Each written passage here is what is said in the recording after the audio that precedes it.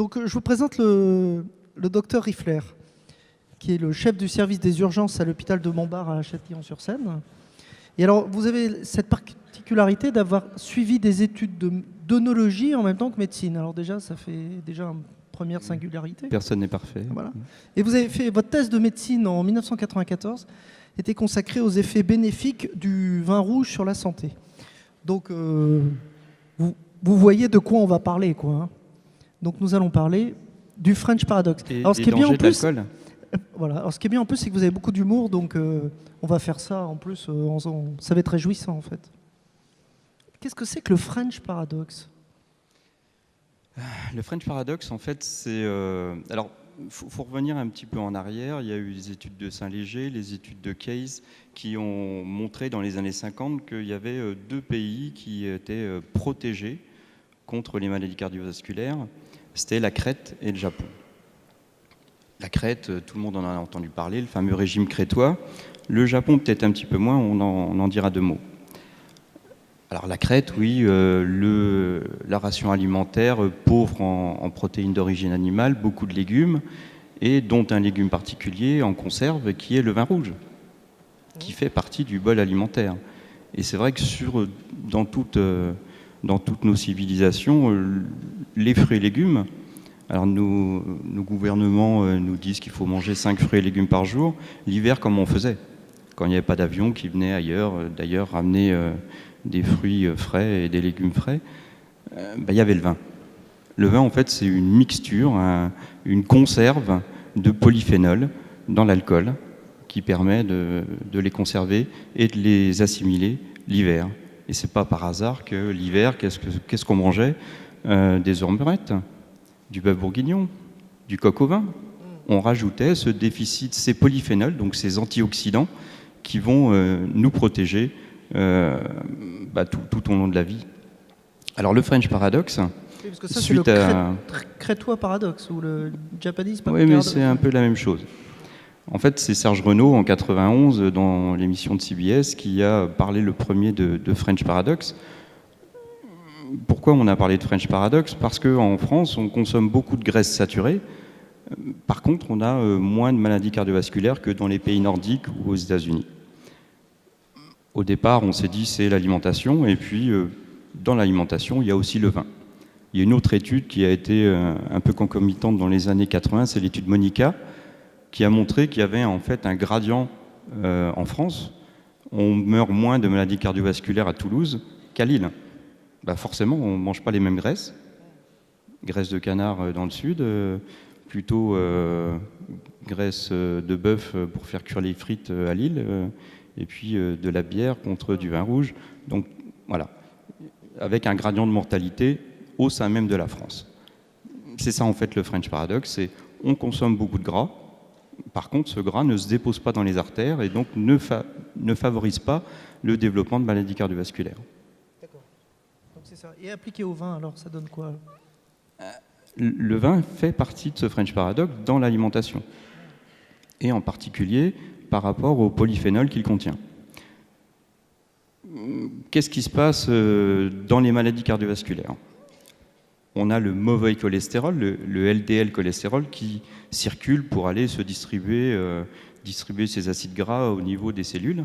C'est indispensable, il faut qu'on ait du gras. Par contre, tout le monde a entendu parler du stress oxydant. On a dans le corps des radicaux libres qui sont là pour nous défendre, mais dans certaines conditions, on a un excès de radicaux libres qui va se fixer sur ces LDL, qui deviennent des LDL oxydés et qui vont se déposer au niveau des artères. Quand ça se dépose au niveau des artères du cœur, c'est-à-dire les coronaires, ça s'appelle un infarctus du myocarde et on en meurt. Quand ça se dépose au niveau du cerveau, ça s'appelle un AVC. Si on prend des antioxydants sous forme assimilable, c'est-à-dire en gros sous forme de vin rouge, donc oui, on peut dire l'alcool, voilà l'ennemi. Oui, voilà l'ennemi des alcooliques. Mais on ne va pas supprimer l'alcool à tout le monde parce qu'il y a certains patients qui sont malades, qui ont une maladie qui s'appelle l'alcoolisme et qui ne supportent pas de boire une goutte d'alcool. On est la preuve ici, on est tous capables de boire un petit peu, de se raisonner. C'est l'alcool convivialité, c'est l'alcool santé. dans l'histoire de la médecine, le vin a toujours fait partie des panacées. D'ailleurs, élixir, c'est décoction de plantes dans l'alcool. S'il n'y a pas d'alcool, il n'y a pas d'extraction des polyphénols. Alors vous allez même plus loin parce que vous dites que la consommation de vin a des effets bénéfiques sur les maladies cardiovasculaires. Oui, alors... Bénéfique, vous dites. On n'est même plus au stade de... Alors même plus que bénéfique. C'est en prévention primaire, ça marche. Ça a été démontré beaucoup de fois. On a eu la chance, je dis la chance parce que maintenant on ne pourrait plus le faire, parce qu'on l'a fait à une époque où on n'a pas été bloqué par les ministères de tutelle. On ne peut plus faire d'études en faisant consommer du vin à des personnes même volontaires, puisque c'est considéré comme un médicament. Donc on rentre dans les études de médicaments et c'est très très compliqué. Et en France, c'est impossible. Donc on l'a fait juste avant et on a réussi à la publier. Donc on a à Montbard sur des patients donc en prévention secondaire après leur infarctus du myocarde, c'est-à-dire qu'ils avaient déjà bouché leurs artères coronaires, on les a débouchées et ensuite on les a pris et on les a pris, donc c'était à Montbard dans le service de rééducation cardiovasculaire, et on a fait deux groupes. Deux groupes on a intention de traiter.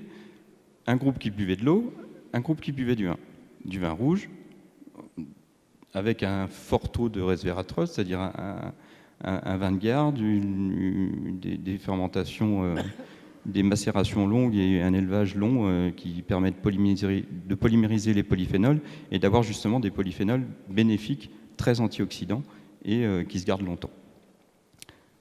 Sur ces deux populations, on a regardé avant, après, et on a vu qu'il y avait une diminution des LDL.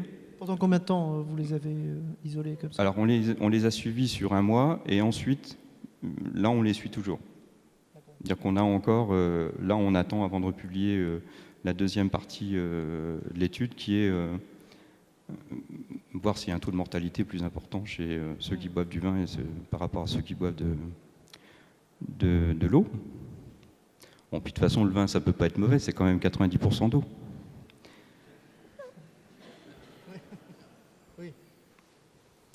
Donc de l'eau avec un petit peu d'alcool qui permet de faire rentrer les polyphénols au niveau des cellules, d'empêcher l'oxydation des LDL. Sur le pool patient buvant du vin, c'est lui, on a une diminution des LDL et une augmentation du pouvoir antioxydant du sérum. C'est-à-dire que si on diminue les LDL, c'est quand elles sont oxydées qu'elles vont se déposer dans les artères et boucher les artères. Si on diminue les LDL et si on augmente le pouvoir antioxydant du sérum, c'est-à-dire si on diminue leur oxydation potentielle, forcément, ça se dépose moins. Et ça, en 15 jours, 3 semaines, on a une efficacité sur le groupe 20 par rapport au groupe O.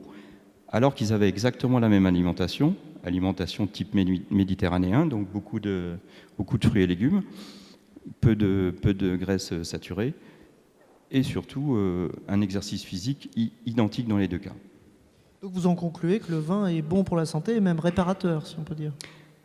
Voilà, il est bon en prévention, il est bon en traitement. C'est-à-dire que même après l'accident, on peut continuer et il faut continuer. D'accord. Et vous pensez, alors là je me fais l'avocat du diable évidemment, et vous pensez que c'est le rôle d'un médecin de pousser à la consommation du vin comme ça? Alors c'est quoi le rôle d'un médecin? Je ne sais pas, répondez-moi. Selon Hippocrate, le médecin avait un rôle d'accompagnant. Actuellement, on est dans une société où la médecine est réglée, légiférée, où finalement on ne laisse plus de place au patient. Le patient, il a le droit de se faire plaisir, il a le droit de choisir, il a le droit de choisir sa vie, il a le droit de choisir sa mort. Et effectivement, quand on est dans... Est-ce qu'on est là pour interdire? Est-ce que le médecin est là pour interdire? Il est là pour informer. On viendra après sur d'autres expériences que vous faites, mais sur le fait comme ça que vous militez donc pour l'utilisation du vin dans un processus sanitaire, si on peut dire, enfin de santé, alors oui, mais santé publique même. À petite dose. Oui. Voilà. Quelle est la petite dose? Mais ça doit vous poser un problème quand même, hein, avec vos collègues, votre hiérarchie, enfin tout ça, non? Oh, ça pose un problème avec tout le monde, oui. Oui. Mais vous faites ça dans quel contexte Ah voilà, Serge Guérin. Voilà. Donc Serge Guérin, sociologue. qui arrive de loin, puisqu'il arrive de Paris. Il a fait plusieurs montures. Voilà. Donc Voilà. vous n'applaudissez pas la SNCF, si j'ai bien compris. Voilà, alors donc je vous résume, donc nous sommes avec le docteur Riffler qui est en train de faire l'apologie du vin dans le traitement des maladies. Voilà. D'accord. Non. Donc oui, ça vous pose un problème avec votre hiérarchie, vos collègues, d'utiliser comme ça, est-ce qu'on peut dire quoi? Vous utilisez le vin dans un processus thérapeutique ou? Alors, c'est pas qu'on utilise le vin dans un processus thérapeutique. On l'utilise pas. En fait, ça c'était une étude. Actuellement, il n'y a pas de financement pour acheter du vin pour pouvoir permettre aux patients de pouvoir en boire. Par contre, en maison de retraite, quand ils veulent amener du vin, ils peuvent en avoir. On a aussi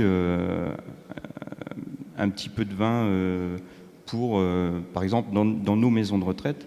Et nos maisons de retraite, c'est 1200 patients sur la Haute-Côte d'Or. On propose le dimanche un petit verre de vin à ceux qui veulent. On ne les force pas. Oui, Par contre, c'est quand même... moi, ça me gêne d'interdire à quelqu'un de se faire plaisir alors qu'il lui reste très peu de temps à vivre. Oui, alors là, on est au cœur du débat parce que vous avez mené des expériences, en fait, vous et certains de vos collègues, dans des maisons de retraite et aussi dans des services de soins palliatifs ou avec des gériatres qui donc considèrent que le vin, puisque c'est pour le plaisir, permet d'accompagner des personnes qui sont en fin de vie. Voilà, c'est une manière. Vous m'avez même dit cette formule assez choc, c'est qu'il vaut mieux facturer de la Romanée Conti que des médicaments, quoi. Ouais, il y a quand même des choses assez. Ça, il faut que vous le sachiez quand même. Avec la tarification à l'activité à l'hôpital, quelqu'un qui est en fin de vie, qui n'a pas une sonde gastrique et qu'on nourrit pas par voie parentérale, ça rapporte rien. C'est-à-dire que si on le laisse manger tout seul, ce patient-là, il va coûter très cher. Si on lui met de la nourriture par une sonde, il va rapporter beaucoup. Il y a quand même un problème au niveau de notre système de santé. Et effectivement, plutôt que de leur mettre une sonde, pourquoi pas leur donner des polyphénols qui leur feront plaisir, et puis cette petite dose d'alcool qui les désinhibera et leur permettra de vivre mieux. Et alors, vous sentez beaucoup de résistance à l'intérieur du corps médical et à l'intérieur même de la société élargie sur ce que vous proposez ou? Il y a beaucoup de résistance parce qu'il y a beaucoup... alors, par rapport aux collègues, ils font ce qu'on leur a appris et on a des grands professeurs qui disent qu'il faut 0 alcool. Donc cela, voilà. Et puis si on ne le fait pas, on se dit « Ouh là là, vous êtes un mauvais médecin ». Mais même les patients nous le rappellent. Dire « Ouh, moi mon cardiologue, il m'a dit qu'il ne fallait pas boire ». Oui. Enfin, si vous avez envie de boire, vous pouvez boire un verre par jour, 2 verres par jour, et c'est très bien. Et c'est comme ça depuis des millénaires, et on est toujours là. Donc c'est que Homo sapiens s'adapte quand même aux toxiques. Alors, Serge Guérin, vous êtes sociologue, donc spécialiste du vieillissement. Hein. Vous venez de publier un livre qui s'appelle « La nouvelle société des seniors ». Et puis vous êtes aussi un gourmet, hein, puisque vous êtes en train d'écrire un livre c'est Éloge politique du chocolat. Donc voilà, ça vous situe. Qu'est-ce que vous pensez de ce que vient de développer, commencer à développer en tout cas le docteur Riffler? Oui, de ce que j'en ai. Alors, déjà, je crois qu'il y a un élément majeur en effet, c'est le droit au plaisir. C'est-à-dire qu'à un moment donné, sous prétexte qu'on avancerait en âge, d'ailleurs souvent on dit par exemple pour les vieux, on dit les sages. Et donc s'ils sont sages, c'est qu'ils doivent être sages, quoi. Et après tout, que quelqu'un, quel que soit son âge, ait envie aussi de penser à son plaisir et que dans les derniers moments de sa vie, on y pense, c'est plutôt, de ce point de vue-là, je pense qu'on peut se retrouver. Et peut-être que le premier des éléments à rembourser par la sécurité sociale, c'est justement ce droit au plaisir. Et on peut se dire que plus il y aura de plaisir et moins il y aura de médicaments. Donc de ce point de vue-là, plus on sera attentif au déficit de la sécurité sociale. Bon, après, évidemment, ça dépend à quel moment les gens ont commencé à boire. S'ils ont commencé à boire très tôt et beaucoup, ça accélérera aussi le déficit de la Sécu. On peut se demander aussi, je me demandais en vous écoutant... Le vin remboursé par la Sécu, c'est quand même le premier poste de la dette française. Hein, oui, voilà, Sécu, ça serait un petit peu risqué. Mais justement... Après, il y a aussi, on s'interroge peut-être pas suffisamment sur le taux d'alcoolémie de certains médecins. On pourrait aussi peut-être regarder ça par ce point-là, qui pourrait aussi nous donner des indications peut-être sur... voilà. Vous savez, avant, je me souviens, je ne sais pas si c'est encore le cas, mais par exemple, il y a des campagnes depuis 1974, il y a des campagnes contre le tabac. dont l'efficacité d'ailleurs est très très très mesurée. C'est-à-dire que les gens qui en sont convaincus ne fument plus, et les gens qui n'en sont pas convaincus, qui sont d'ailleurs plutôt issus des classes les plus populaires et les plus fragiles, continuent de fumer. Et donc c'est bien parce que du coup ça élargit encore l'espérance de vie entre les catégories sociales. Mais par exemple, on avait un peu l'habitude, quand on voyait un médecin qui avait le clope au bec, ça interrogeait un petit peu. Ça, voilà. Alors je ne sais pas si c'est pareil, si on arrive dans la salle d'attente ou dans le bureau du médecin et puis il est avec sa bouteille de rouge et tout, et il s'en sert, je ne sais pas trop ce que ça ferait comme relation. Enfin, vous êtes médecin urgentiste, c'est compliqué. Hein. Ouais, donc on ne se promène pas avec les bouteilles, non. Vous ne pouvez peut-être pas vous permettre quand même. Voilà, mais je crois que vraiment, il y a un élément derrière qui me semble vraiment très important, c'est qu'on est... c'est assez bizarre d'ailleurs parce qu'il y a une sorte de relativisme. D'un côté, on est dans des sociétés en effet très hygiénistes qui nous font peur sur plein de choses. Par exemple, on va bientôt arrêter les gens en voiture pour vérifier que leur enfant a plus ou moins de 12 ans. Et s'ils ont la moins de 12 ans, on n'a pas le droit d'avoir une cigarette au bec et ainsi de suite. Bon, il y a des choses comme ça. Puis à côté, on prend d'autres risques énormes. Parce qu'on vit tous à quelques dizaines ou quelques centaines de kilomètres de centrales nucléaires. Le jour où elles péteront, par rapport à un verre de vin rouge, les effets... c'est un autre débat quand même. Mais c'est parce qu'on relativise les risques, en quelque sorte. Voilà. Bon. Après, encore une fois, je crois que vraiment cette notion de plaisir, elle doit être très forte. Je vous donne... moi, je suis plutôt chocolat. Je suis plutôt bec sucré, et ainsi de suite.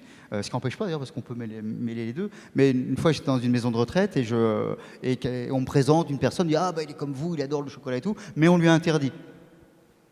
Je sais pourquoi vous lui avez interdit le chocolat. En plus, de la mousse au chocolat. La mousse au chocolat a un énorme avantage, c'est même si on a une dentition assez inexistante, on peut encore espérer prendre de la mousse au chocolat. Ce qui, moi, me rassure. Je me dis que donc, voilà, jusqu'au bout, je pourrais... Et on me dit non, parce qu'il y avait un risque de diabète. Le monsieur avait 96 ans, je dis, le risque de diabète à 96 ans, on peut un petit peu se dire, est-ce que... Et finalement, lui laisser ce plaisir-là, et aussi l'estime de soi, parce que derrière, il y a aussi la notion de, mais si on m'interdit tout, je suis quoi ? Je suis totalement infantilisé, il y a aussi ce risque-là. Donc voilà, de ce point de vue-là, je pense qu'en effet, il faut sans doute avoir quelque chose autour de la nuance et du droit au plaisir pour les personnes, quel que soit l'âge. Il n'y a pas un âge où à partir de cet âge-là, l'être humain, c'est pas un yaourt, il n'y a pas une date de péremption. À partir de telle date, c'est fini, c'est interdit, vous n'avez plus droit à rien. Donc de ce point de vue-là, je vous suivrai volontiers. Après, le rapport à l'alcool, il pose aussi d'autres questions. Il y a une culture de l'alcool très forte. Par exemple, si vous avez la mauvaise idée de refuser un verre de vin ou un verre d'alcool dans la bonne société, on vous regarde très très bizarrement. Ah oui, en France, ça c'est vrai. Vous êtes quasiment un mauvais Français. Ouais. Alors déjà, vous êtes chauve. Si en plus vous êtes un mauvais Français, vous voyez, ça commence quand même à faire beaucoup. Donc il y a aussi une pression culturelle, sociale, quand même, qui est parfois incroyable. Et voilà. Il y a pas assez.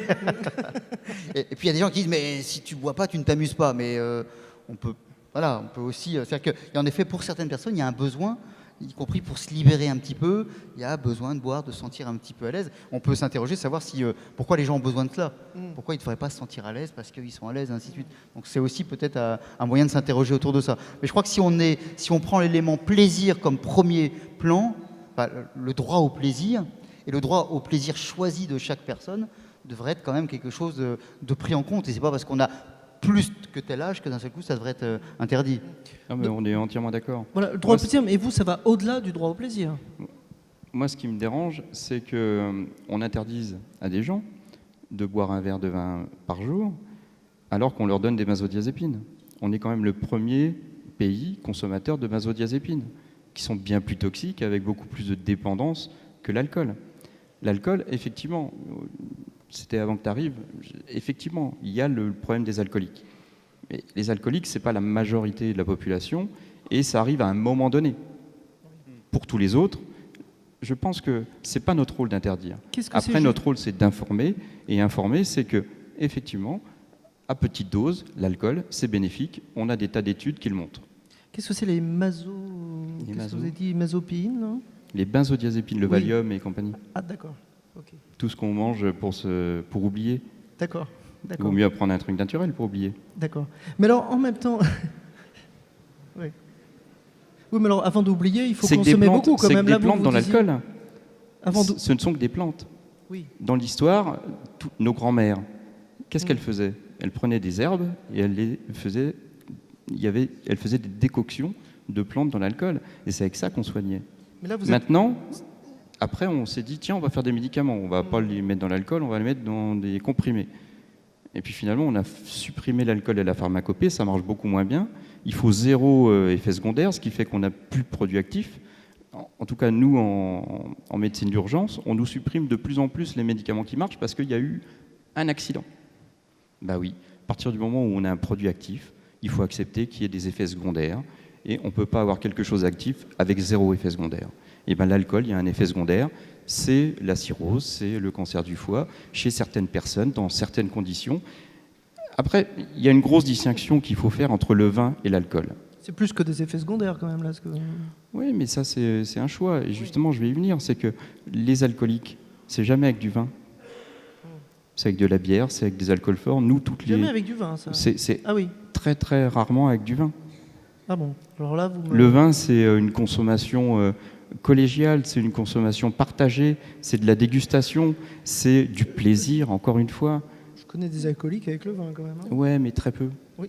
Bon, vous avez des statistiques là-dessus? Ouais. Oui, c'est vrai. Mais très peu. Oui, très Nous, peu. tous les binge drinking qu'on récupère, c'est de la bière. On a même des piots. Alors là, on va en arriver à l'éducation. Les jeunes, oui. Là, on va en arriver à l'éducation. C'est que, par exemple, comme au Canada, avec Éducalcool, on a une prévention et un apprentissage de la boisson raisonnée. En France, on n'a pas ça. On dit, on interdit. Bah, quand on est ado, qu'est-ce qu'on fait quand il y a un interdit? On va voir ce que c'est. À partir du moment où si c'était accompagné, on pourrait l'éduquer et rester dans des limites acceptables. Là, il y a très peu de temps, aux urgences, on a reçu quand même 3 jeunes de 4e qui s'étaient saoulés. Ils étaient à plus de 4 grammes, avec bière Ricard. En plus, je ne vois pas comment ça peut être bon. Ils auraient pu faire le banquet de Platon parce que ça doit être imbuvable, ça. Vous qui êtes sociologue, Serge Guérin, vous partagez un peu ce constat, quoi? Oui, il y a beaucoup de choses. Par exemple, sur l'alcoolémie, c'est marrant parce que c'est plus du plaisir. Par exemple, si on reprend les jeunes en question, j'ai des étudiants, et le grand truc, en effet, c'est il faut se bourrer la gueule et il faut le faire le plus vite possible. Il y a aussi un rapport à la vitesse, d'ailleurs. Alors qu'on pourrait se dire que prendre du plaisir, on peut prendre le temps du plaisir, quoi. Il n'y a pas besoin que ce soit en 2 secondes. Et là, c'est pas du tout une question de plaisir. Là, il s'agit d'être dans un état qui permet, d'abord qu'il y ait l'état festif. La fête, c'est quand on est comme ça. Et deuxième élément, c'est sans doute aussi, et là, je peux me lâcher, et là, j'ai pas peur, y compris d'aller voir les filles ou des choses comme ça. Donc, il y a bien aussi un élément comme ça. Mais alors là, pour le coup, c'est en effet pas du vin, parce que la culture vineuse, en quelque sorte, elle est pas présente. Voilà. D'ailleurs, ce qui est intéressant dans le vin, qu'on retrouve d'ailleurs dans d'autres éléments comme le chocolat, c'est l'histoire. Ce qui est intéressant là aussi, c'est que du coup, si on apprend aussi l'histoire, on commence aussi à avoir une approche justement plus raisonnée, plus intelligente, plus culturelle. Si c'est juste le moyen, en fait, c'est pas un plaisir. C'est juste un moyen pour arriver à un état désiré par rapport à une situation. Il faut donc aller le plus vite possible, parce qu'à partir de là, on sera, je sais pas comment, mais on sera comme ça. Et là, en effet, c'est vrai que ces personnes-là, c'est pas avec du vin, c'est avec des alcools les plus forts possibles, avec des mélanges. Et alors là, d'ailleurs, des mélanges qui rappellent beaucoup d'ailleurs les médicaments. Quand on essaie de boire ces trucs-là, c'est totalement imbuvable et c'est en effet extrêmement... c'est dégueulasse. Il n'y a aucun plaisir. Le plaisir, il est la situation qu'il y aura après. Et le deuxième plaisir, c'est qu'on va le faire à plusieurs. Alors, ce qui est aussi un élément important, c'est que normalement, ces cultures-là, prendre un verre, échanger avec d'autres, c'est aussi dans la question du lien social. Boire tout seul a quand même ses limites.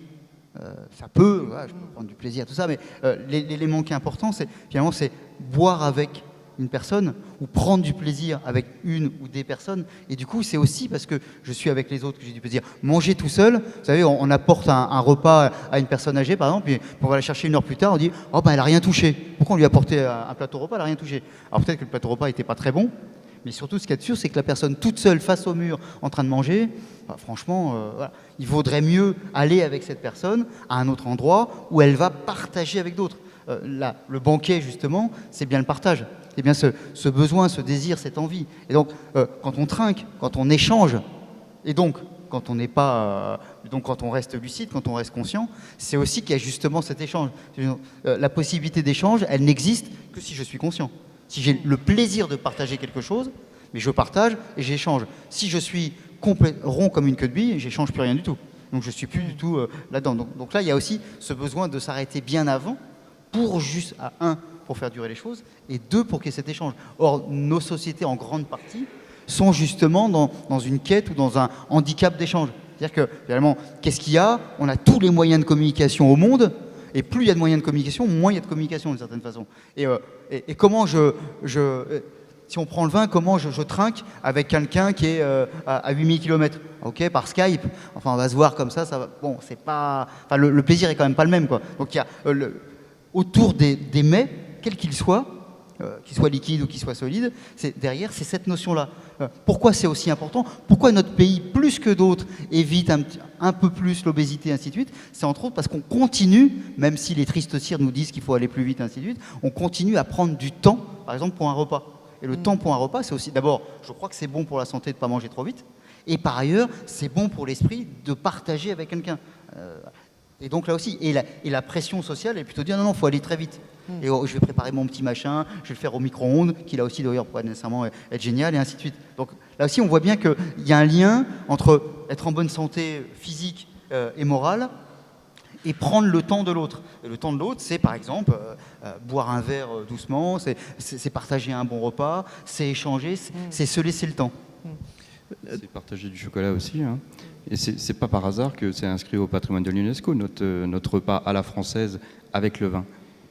De plus en plus dans nos maisons de retraite, on préfère justement que les pensionnaires, enfin, c'est chez eux, donc c'est pas des patients, c'est que les personnes âgées qui habitent dans la maison de retraite mangent ensemble. Et maintenant, il y a des salles communes pour échanger, et justement, ceux qui veulent boire un petit coup, ben, ils peuvent. Et je vois pas l'intérêt de leur refuser. Ce qui serait bien d'ailleurs, c'est que ces maisons de retraite, ces lieux de vie, maison de retraite, le terme est quand même... c'est vrai que c'est pas terrible. Ça sent le moisi quand même. D'ailleurs, ça s'appelle plus maison de retraite, ça s'appelle EHPAD maintenant. Alors c'est encore mieux. C'est encore pire, c'est on ne sait pas ce que ça veut dire. Là, c'est vraiment... Voilà. Alors les foyers logements s'appelleront, avec la nouvelle loi, résidence autonomie. Je ne sais pas si ça va améliorer plus que ça, mais bon, voilà, en tout cas... Sas de décompression. Ouais, sas de décompression, oui, on pourrait. Mais ce qu'il faudrait, par exemple, alors là, on a toujours des problèmes de normes, c'est que si déjà le restaurant était ouvert à l'ensemble du quartier, bah, ça serait déjà plus intéressant. D'abord parce que vous êtes sûr que s'il y a d'autres personnes que les résidents habituels, le cuisinier, il va faire plus d'efforts. Vous savez, c'est comme quand vous mettez des caméras, les gens d'un seul coup s'habillent mieux, quoi. Bien bon, sûr, bah, ouais. voilà. Donc là, je pense qu'il y aura quelque chose. Ça va. Et puis en plus, d'abord, ce sera plus intéressant pour tout le monde. Pour les personnes âgées qui y vivent, mais aussi pour les autres habitants. Et ça créerait là aussi de l'échange. Et autour de l'échange, il y aurait aussi sans doute un meilleur plaisir à goûter les choses. Et donc le cuisinier, les cuisinières auront certainement plus de plaisir à faire une nourriture d'une meilleure qualité. Et donc là aussi, finalement, tout le monde serait gagnant. Et là encore, on peut prendre le pari que ça diminuerait la consommation de médicaments. Parce que si je suis mieux dans ma peau, si je suis tout simplement, si j'ai le sentiment de ne pas être tout seul, pas être enfermé, d'être avec d'autres, bah, je me sens mieux. Si je me sens mieux, je commence à moins consommer un certain nombre de choses. Et vous avez raison, derrière, le médicament, on y voit toujours l'aspect positif, et il y en a, mais enfin les maladies iatrogènes, je crois que c'est plus de 10 000 morts par an. C'est-à-dire que donc, le maladie iatrogène, c'est quand il y a des interactions négatives entre deux médicaments. Et plus je prends de médicaments, je crois qu'on a calculé qu'au-delà de 7 médicaments, ça ne pouvait que entraîner des mauvaises choses. C'est-à-dire qu'à un moment donné, ça ne marche plus, quoi. Alors vous me direz, au-delà de 7 verres, ça peut aussi commencer à entraîner aussi des mauvaises choses. Mais bon, alors 7 verres différents, ça va peut-être commencer à être un peu sportif et tout ça. Voilà. Je voudrais juste recentrer un peu le débat. Le docteur Riffler, si je vous comprends bien, vous dites deux choses en fait qui peuvent apparaître contradictoires. C'est-à-dire vous dites d'abord, il faut droit au plaisir, hein, c'est-à-dire c'est pas parce qu'on est en mauvaise santé ou en fin de vie qu'on n'a pas le droit de prendre du vin de temps en temps. Et ensuite, vous parlez du vin comme utilisation de la consommation de vin dans le processus thérapeutique. Il y a deux choses qui peuvent apparaître étonnantes. Non, c'est pas étonnant. Et c'est pas dans le processus forcément thérapeutique. C'est dans la vie courante, justement, en prévention de la maladie. Et il vaut mieux boire 3 verres de vin par jour que prendre 15 médicaments. Parce que nous, quand on les voit arriver, moi je suis urgentiste, hein, donc quand on les voit arriver, les personnes âgées qui vont pas bien, en général, ils ont une ordonnance, ils ont 15 médicaments. On leur enlève les 3/4 et ça va beaucoup mieux tout de suite. Donc, vous voulez dire que le vin est un vecteur de prévention publique, de la santé publique? Le vin est un vecteur de prévention de la santé publique? Je vais encore me faire engueuler si je dis ça. Non, oui, je le dis. Moi, je crois Est-ce que... Si je puis me permettre, le premier élément de prévention de la santé publique, c'est d'écouter les personnes. à fait. C'est-à-dire que la médecine, la santé devrait être d'abord du soin au sens de l'écoute. Et on sait, alors, par exemple, les effets placebo et tout ça, on sait que c'est à plus de 50%. Et quand on sent simplement quelqu'un en face de vous vous écoute avec un minimum de bienveillance, mais déjà, ça nous fait du bien. Donc, je suis entièrement d'accord. Et c'est ce que je disais au début quand tu n'étais pas arrivé, c'est que chez Hippocrate, le médecin, c'était l'accompagnant. Ah bah je savais pas. Bah, voilà, et là, effectivement, je suis tout à fait d'accord avec cette vision de la médecine. Le problème, c'est qu'actuellement, on n'a plus d'accompagnant. On a un système de santé où le médecin traitant n'est plus là, où il est là, il faut qu'il soit rentable, parce que à 22 € la consultation, c'est même pas possible de penser passer 2 heures avec quelqu'un. Et puis il n'y a plus de curé. Donc finalement, le transfert de la confession chez le curé vers le médecin traitant ne peut pas se faire parce qu'on n'a plus assez de temps. Et puis on file des cachetons, comme ça, tout va mieux. Entre les deux, il y a le vin de messe en plus, donc il nous trouve un autre lien. Exactement. Évidemment, ouais.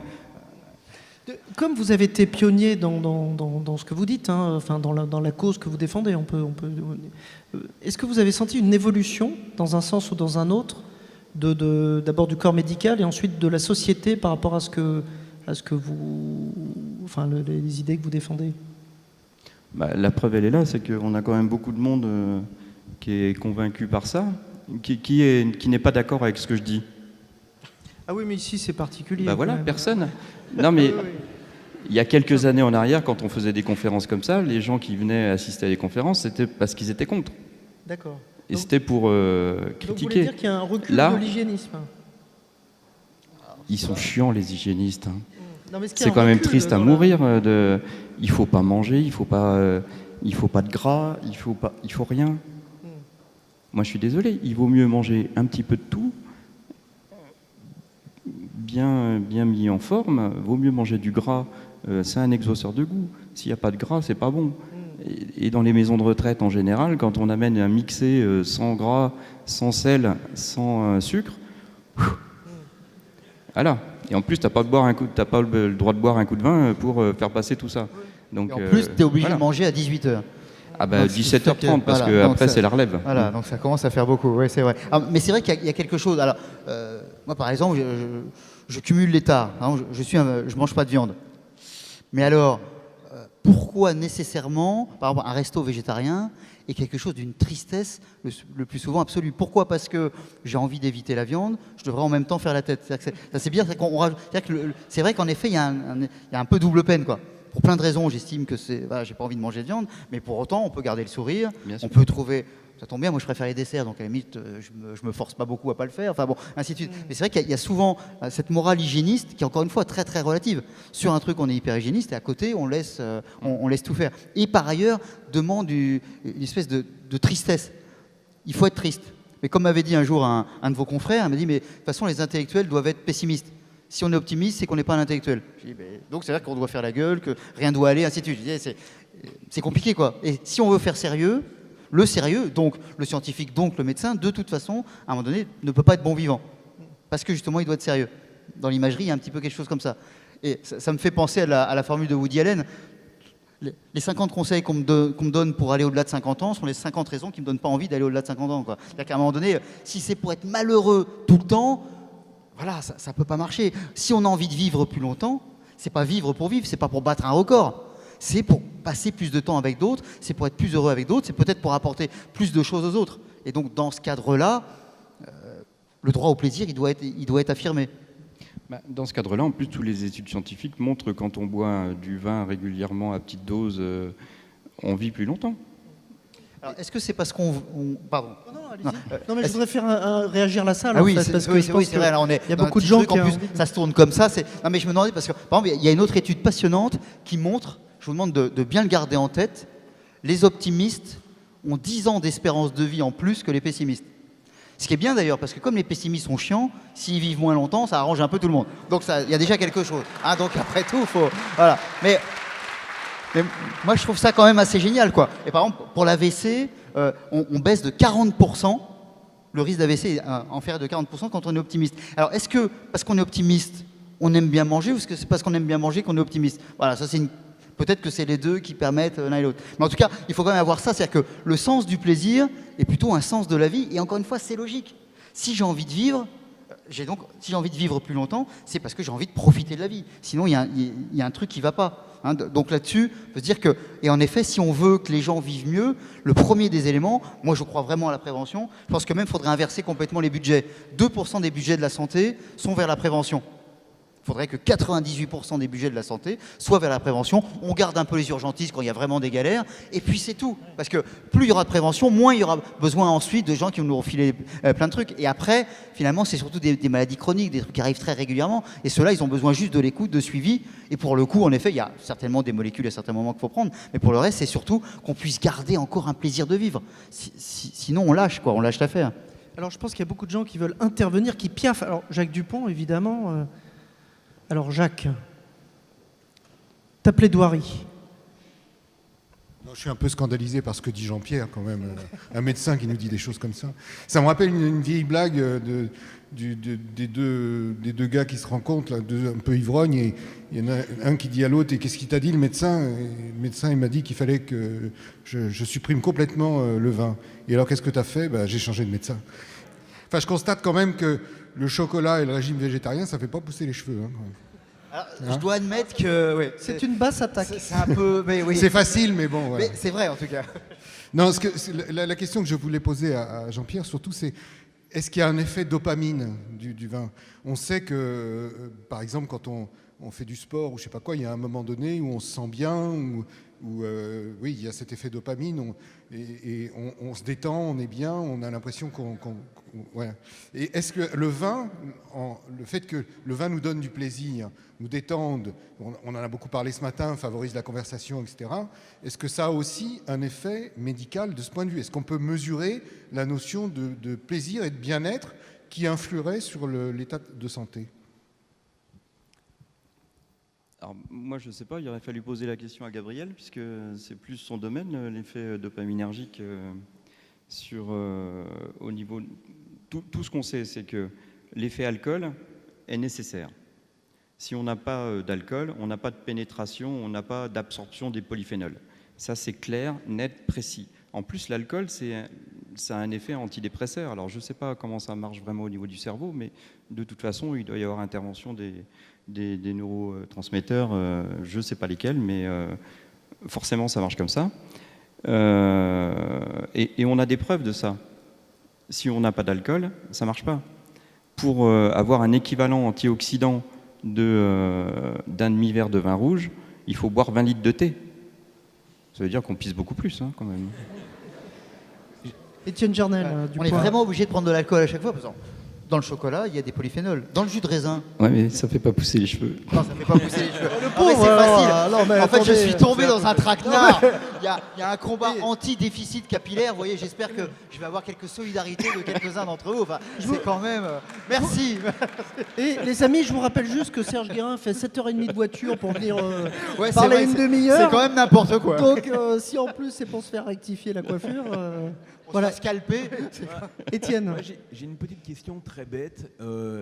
Vin rouge, vin blanc, vin rosé, champagne, il y a une différence. Et puis la question qui tue, est-ce qu'il y a des terroirs qui sont meilleurs que d'autres pour la santé? La Bourgogne, Bourgogne sans doute. contre Bordeaux. Ouais. Qu'est-ce qu'il faut boire pour vivre vieux et en bonne santé? Alors, le Bourgogne, c'est meilleur, forcément. Hein. Quelque chose me dit que le Bourgogne va arriver en tête. Oui. Non, alors il y a beaucoup d'études qui ont été faites avec le resveratrol. Vous avez tous entendu parler du resveratrol. Effectivement, il y en a plus dans le pinot noir, donc il y en a plus dans le Bourgogne. Donc finalement, l'adage qui dit il faut boire un verre de Bordeaux tous les jours pour être en bonne santé, non, c'est un verre de Bourgogne. Voilà, déjà premièrement. Deuxièmement, pour que ce soit On le dira pas à efficace, Bordeaux. pour que ce soit efficace, il faut le prendre pendant le repas, puisque ça va neutraliser les radicaux libres du bol alimentaire et ça va permettre au polyphénol de passer la barrière intestinale. Donc pendant le repas. Et là, finalement, on n'a plus de problématique sur vin rouge, vin blanc, puisque si c'est pendant le repas, si on a beaucoup de polyphénol, donc des catéchines, des fruits, des légumes dans le bol alimentaire, ces polyphénols vont passer grâce à l'alcool du vin. Si on boit que du vin, il n'y a que le rouge qui marche, parce qu'il y a à la fois l'alcool et les polyphénols. David. Est-ce qu'il y a des statisticiens dans la salle? ou statisticienne, non? Mais je crois qu'il est statistiquement prouvé que tout le monde qui respire meurt. Par conséquent, j'ai une suggestion pour les hygiénistes, il faut interdire de respirer. C'est une bonne suggestion. Ouais. Madame Bérard.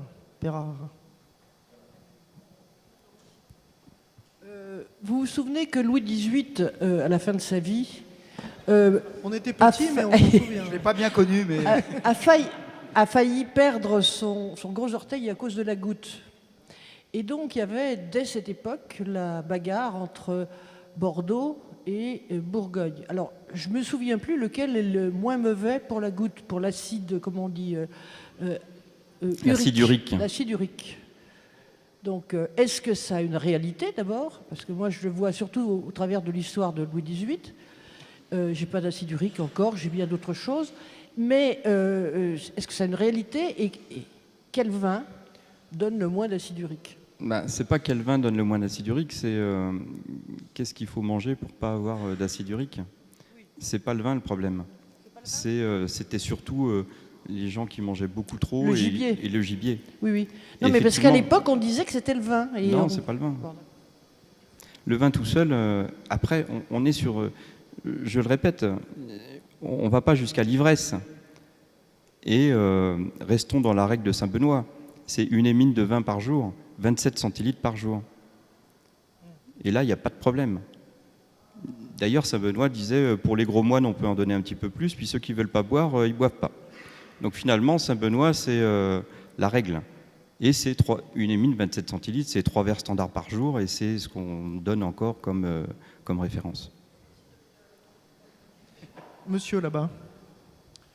Oui, alors on a parlé tout à l'heure, et notre sommelière a évoqué, ou le monsieur de l'Institut Pasteur a évoqué que les sommeliers avaient moins de risques de faire une maladie d'Alzheimer. Alors, quels sont justement les bénéfices du pinot noir, du resveratrol, entre autres, justement pour peut-être éviter ou retarder une maladie d'Alzheimer? Alors là, la seule étude qui a été publiée, c'est celle d'Orgogozzo à Bordeaux, et c'est avec du vin de Bordeaux, et ça marche sur une cohorte de pré-Alzheimer suivie pendant 4 ans. On avait une diminution du taux de passage à la vraie maladie dans le groupe 20 par rapport au groupe O. Et effectivement, il y a une vraie protection de la consommation. Alors, on en parlait d'ailleurs tout à l'heure. Plus on va développer son odorat, plus on va déguster et plus on va régénérer, en tout cas éviter que les cellules nerveuses meurent. Donc on va avoir un entraînement du cerveau qui va nous permettre de conserver. D'ailleurs, avec le vieillissement, on n'a que deux sens qui restent vifs pratiquement jusqu'au bout, c'est l'odorat et le goût. Et c'est vrai que c'est complètement dommage pour les gens en fin de vie, de leur donner à manger des trucs immangeables et surtout sans odeur et sans texture. C'est de la maltraitance. C'est de la maltraitance. Il faudrait intégrer dans cette étude, parce que là aussi, Alzheimer, on le sait, un des éléments majeurs, c'est moins on fait tourner son cerveau, plus c'est mauvais, et ainsi de suite. Et moins on est en lien social, moins on est en lien avec les autres, plus la maladie d'Alzheimer risque d'arriver tôt. Donc on pourrait aussi intégrer dans cet élément l'effet que sans doute, c'est des représentations, mais globalement c'est comme ça que ça se retrouve, sans doute que les gens qui buvaient du vin sont sans doute des gens qui passent plus de temps avec les autres, qui passent plus de temps à table d'ailleurs, voilà, qui sont beaucoup plus dans la convivialité. Donc c'est difficile d'enlever cet élément-là. Mais entre un groupe de gens conviviaux et entre un groupe de gens chiants, l'arrivée d'Alzheimer sera plus rapide avec les gens chiants. Sûrement, voilà. ouais. Donc ça, c'est pas que c'est un biais, mais en tout cas, il faut le prendre aussi en compte, quoi. Enfin, c'est objectif sur l'IRM. L'IRM montre qu'effectivement, on a plus de neurones quand on déguste. Alors, effectivement, il y a aussi le fait d'être en société, d'être... Encore une fois, le vin, c'est pas un alcool comme les autres. Il y a l'alcool, d'accord, qui va être parfois donner des choses catastrophiques. Là, on est d'accord. D'ailleurs, l'alcool, on va remettre un petit peu en place aussi ce que disait l'INCa. L'INCa disait, c'était en 2009, 2011, que L'Institut national du cancer. l'Institut national du cancer, Pas le chemin de l'Inca. à partir du premier verre de vin, on risquait d'avoir le cancer. Ce qui est une connerie absolue, puisque Dominique Lanzmann l'a prouvé sur la cohorte de Nancy, qui était l'étude de Renault au départ qui a montré le French Paradox. Donc reprise 20 ans après, c'était plus de 100 000 personnes. 2 groupes, un groupe buveur d'alcool, un groupe buveur de vin, spécifique vin. Protection contre le cancer pour tous les cancers quand on boit du vin. Par contre, augmentation des taux de cancer pour ceux qui boivent de l'alcool, mais de l'alcool pour l'alcool. Et effectivement, le vin, ce n'est pas un alcool comme les autres, c'est un alcool qu'on partage. On ne boit pas du vin tout seul, on le partage. On déguste. L'alcool, quand c'est dans la maladie alcoolique, eh ben, on prend sa dose. C'est une drogue comme les autres. En fait, ou on le déguste, ou on déguste. Voilà. Hein, un peu. Ah, il vient de loin hein, pour faire ce genre de phrase. Y a-t-il d'autres questions? Oui. Contradictions? Y a-t-il des contradictions dans la salle? On lit parfois qu'il y aurait un lien entre les sulfites et la migraine et d'autres. Qu'en pensez-vous? Est-ce que cette critique est fondée ou Donc pas les sulfites, juste. A priori, ça serait vrai, oui. Est-ce que vous pouvez les sulfites préciser juste Les sulfites, c'est un antioxydant qui est utilisé pour conserver le vin et qui est utilisé aussi pendant les processus de vinification. Y a-t-il d'autres questions? Non, madame? Je voudrais juste compléter, il est impossible de faire du vin sans sulfite, il est possible de faire du vin sans ajouter de sulfite. Parce que quand on fait du vin, forcément, il y a des levures qui font la fermentation alcoolique et les levures produisent du SO2 à partir des acides aminés du raisin.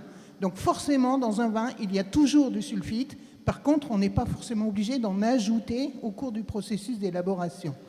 Et je voudrais revenir sur une deuxième chose. Il y a plus souvent de sulfite, par exemple, dans des produits alimentaires, comme par exemple la charcuterie, qu'on peut en trouver, par exemple, dans le vin en consommant du vin. Parce que c'est un sulfite très utilisé dans le domaine alimentaire, pour protéger les aliments. Parce que c'est un tous les antioxydant, aliments, voilà. Parce que c'est un antioxydant. Ça sulfite, docteur? Ça sulfite. D'accord.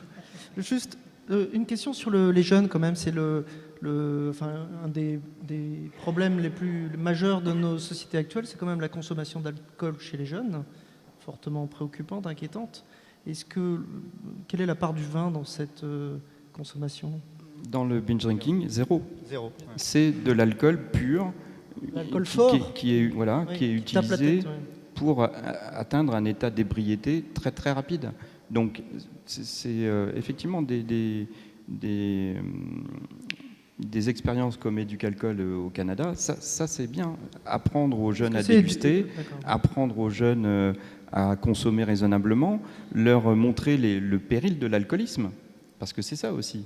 C'est quand on boit trop, on va avoir le cancer du foie, on va avoir un accident de voiture, on va mourir de plein de choses horribles. Et si on boit un petit peu du vin et en convivialité, et puis que... Donc le corollaire à ce que vous défendez, c'est la prévention et l'éducation. L'éducation, tout à fait. Mais il n'y a peut-être pas assez d'éducation qui a été faite sur justement ce que vous dites, c'est-à-dire le lien entre le vin et la santé.